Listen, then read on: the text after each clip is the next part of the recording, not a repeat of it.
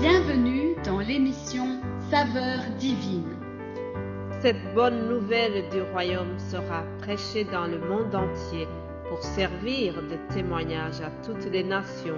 Alors viendra la fin. Ce pain céleste vous est présenté par Immaculée Niraneza.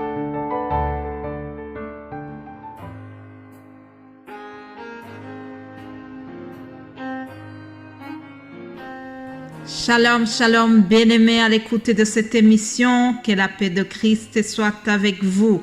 L'Éternel me fait grâce de vous retrouver, j'espère que vous allez bien. Je remercie Dieu qui m'a donné le souffle de vie aujourd'hui. Ensemble, si vous êtes d'accord avec moi, si nous avons la même foi, je l'espère, je vous invite à commencer notre méditation en louant d'abord l'Éternel. Louez l'Éternel, serviteur de l'Éternel. Louez le nom de l'Éternel. Que le nom de l'Éternel soit béni dès maintenant et à jamais. Alléluia. Du lever du soleil jusqu'à son couchant. Que le nom de l'Éternel soit célébré. Alléluia.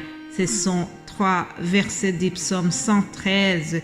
Je voulais vraiment rendre honneur à l'Éternel avant de commencer cette méditation. Alléluia. Comme je vous ai dit hier, cette semaine est consacrée à quelques paraboles, des paraboles que Jésus-Christ a données concernant le royaume de Dieu. Je vous fais remarquer que lorsque Jésus-Christ était à ses disciples, ils étaient toujours curieux de savoir ce qui concerne le jour de son avènement. Il lui posait toujours des questions concernant son retour. Alors Jésus leur a répondu, « Pour ce qui est du jour et de l'heure, personne ne le sait, ni les anges des cieux, ni le Fils, mais le Père seul. » Ça, c'est la réponse que Jésus-Christ a donnée à ses disciples. Alors, la parabole des 10 vierges que nous allons voir, elle est venue après une série d'autres paraboles que Jésus-Christ avait données. Jésus-Christ venait de parler à ses disciples, il leur a parlé longuement des signes de la fin des temps. Il a parlé notamment des faux prophètes qui vont séduire les croyants. Il leur a parlé de comment une nation va s'élever contre une autre nation. Alors, à la suite de tout cela, Jésus-Christ a donné cette parabole pour montrer comment sera son avènement. Je vais vous lire la parabole que nous trouvons dans Matthieu 25, versets 1 à 13. Après, je vais donner l'explication de la parabole. Si nous n'avons pas assez de temps aujourd'hui, nous allons prendre la deuxième partie de cet audio pour demain. Soyez bénis, écoutons ensemble la lecture de la parabole. Alors le royaume des cieux sera semblable à 10 vierges qui, ayant pris leurs lampes, allèrent à la rencontre de l'époux. 5 d'entre elles étaient folles et 5 sages. Les folles, en prenant leurs lampes, ne prirent point d'huile avec elles, mais les sages prirent avec leurs lampes de l'huile dans des vases. Comme l'époux tardait, toutes s'assoupirent et s'endormirent. Et au milieu de la nuit, on cria, « Voici l'époux, allez à sa rencontre !» Alors toutes ces vierges se réveillèrent et préparèrent leurs lampes. Les folles dirent aux sages, « Donnez-nous de votre huile, car nos lampes s'éteignent. » Les sages répondirent, « Non, il n'y en aurait pas assez pour nous et pour vous.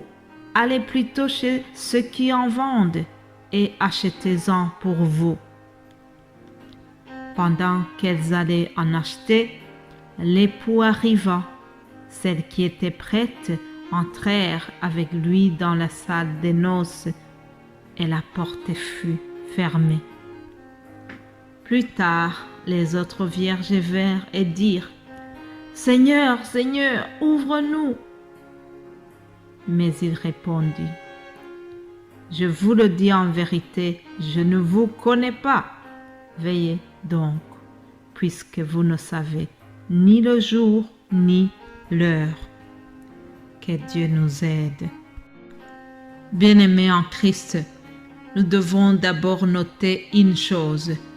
Dans ses enseignements, dans ses paraboles, Jésus-Christ a toujours fait référence à la culture de l'endroit où il se trouvait.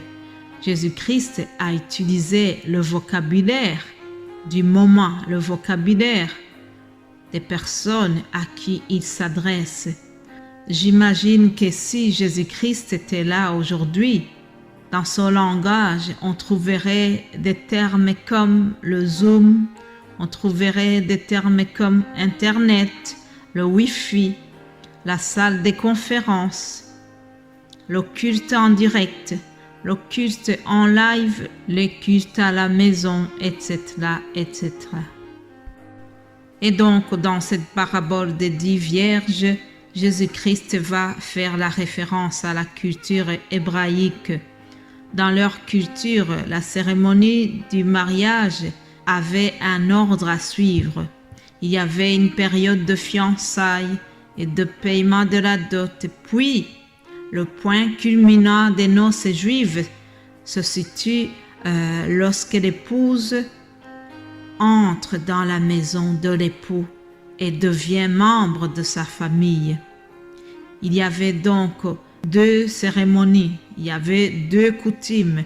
Premièrement, le festin se déroule dans la maison de l'époux. C'est ce que nous voyons notamment dans les noces de Cana que nous trouvons dans l'Évangile selon Jean, chapitre 2.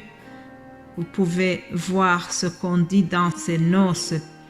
Alors, la deuxième coutume, à la deuxième cérémonie, il s'agit de l'époux maintenant qui va chercher l'épouse en cortège avec des lampes. Il y avait des lampes.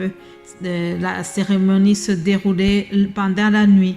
Et donc, on allumait des lampes et puis il y avait de la musique, il y avait des chants et l'époux allait donc chercher l'épouse pour l'amener chez lui. Et généralement, ça se passait dans une salle de noces. Dans cette cérémonie, il y avait des jeunes filles du village.